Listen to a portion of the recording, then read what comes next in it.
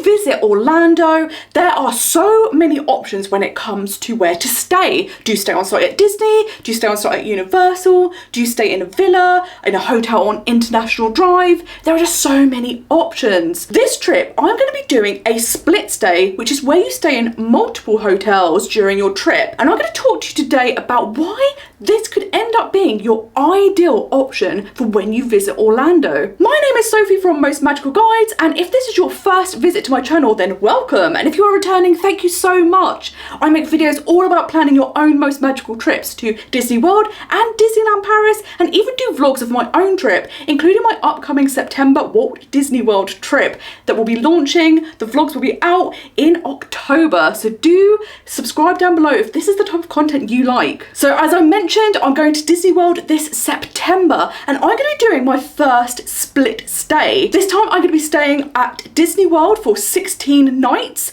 but I'm actually going to be staying at 2 different resorts during that time, and then I'm going to head over to Universal for 5 nights. There are lots of benefits to doing a split stay, so today I'm going to dive into them. I'm also going to tell you the cons and the reasons why I've decided to do a split stay during this trip. There are lots of different ways you can do a split stay in Orlando. You may want to stay in a Disney resort for some of your trip and then head over to Universal. You may want to stay in a villa and then just do 1 or 2 nights in one of the theme park hotels. The great thing about a split stay is that it helps you visit Orlando in the way you would want. You can tailor it to what you are doing and what you need. You may need a villa because there's a lot of you visiting, but then if you're visiting for a special occasion, you might want to just do a couple of nights at Disney where you can celebrate there. For my upcoming trip, what I'm going to be doing is staying for 14 nights at the All-Star Music Resort. This is great for me as a solo traveller because it is one of the cheapest ways to stay at Disney World, and I also got to take advantage of the offer where you get the free dining credits and all of those benefits, which was fantastic. I'm then going to be doing 2 nights at Animal Kingdom Lodge.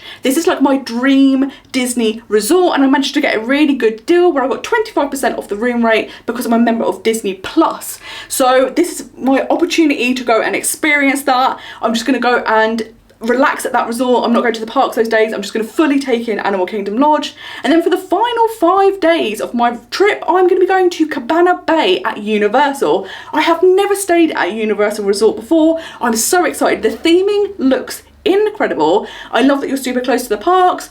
This hotel has a private entrance to Volcano Bay, which is also fantastic. And I'm going to be visiting during Halloween Horror Nights, and you also get some extra things at that hotel, like photo chances, stuff like that. So I cannot wait. So let's dive into the pros of a split stay in Orlando. If you do a split stay between Disney and Universal, which is the most common way people will do a split stay in Orlando, it's really great because you get to be in the bubble for both of them.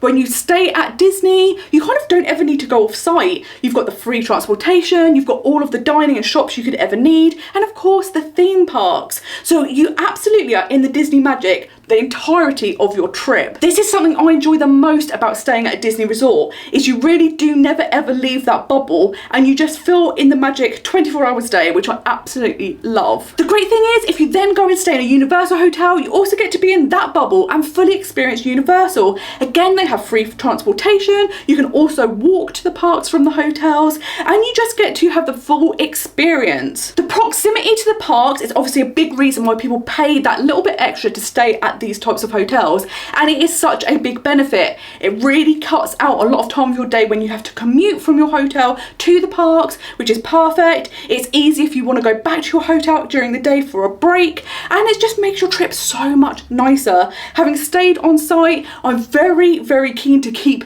doing so. Once I did it, I was like, I don't think I can go back. Getting to stay in both the Disney World bubble and the Universal bubble can make this a really, really fun theme park filled trip. And if that is what you are visiting Orlando for, then this is a really good option. Something that's really nice if you want to do maybe a villa and then stay at Universal or Disney is the fact that you do get to kind of take that time out. If the theme parks are quite overwhelming, they are busy, they are loud, they are bright, they are exciting, but you may just want somewhere to be able to relax.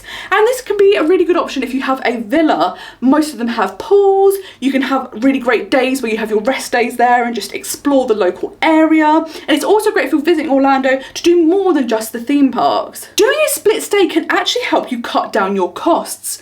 Staying on site at Disney the entire time can be very expensive, but if you mix that up with staying at a Universal hotel or a hotel in Orlando or a villa, this can drastically reduce your costs. Although Universal is also a theme park, their hotels typically are a lot cheaper. Their value resorts, moderate resorts, and luxury resorts are all cheaper than the same category resorts in Disney World. And just like at Disney, you do get benefits. You get early park entry, you get the free transportation, and you can also get express passes if you stay at the luxury resorts. Now these are fantastic because these can cost hundreds of dollars if you purchase them outright, but if you stay at one of these resorts, you get them for the entirety of your trip. So even if you do just one night, you will get both days, your check-in and your check-out day, you will get express passes for, which is such a big benefit. This can also help save you money because the room cost can be cheaper than the cost of the express passes if there are multiple people staying in the room. So it's a really great way to cut down your costs, and also just staying at those resorts are cheaper than staying at Disney resorts.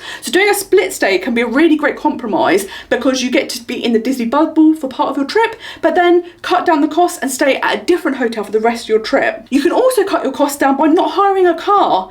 If you're staying at Disney and Universal, both of them have free transportation for you to use, so there's no need to hire a car. Something that's really nice is Disney offer a lot of different themed resorts, and this can be perfect for if you have a certain celebration or you're visiting for an anniversary, a birthday, a special event. You may want to just do a couple of nights at one of these hotels as a treat. As I say, Animal Kingdom Lodge has always been my absolute favourite Disney resort, and I've always wanted to stay there. So this time I was like, I'm just going to do 2 nights there. It is one of the most expensive resorts at Disney World because it is a deluxe resort, but doing just 2 nights means it's much more affordable and budget friendly than trying to do it for the entirety of my trip. The other great thing about a split stay is you can use the benefits of both of the destinations. At Disney World, you get 30 minutes early park entry, you get the free transportation. If you're staying at a deluxe resort, you also get 2 nights a week where you get 2 extra hours in either Magic Kingdom or Epcot on select nights, and you can take advantage of their offers. In 2023, the offer includes a certain amount of dollars in dining credits, which increase depending on the level of resort you stay in.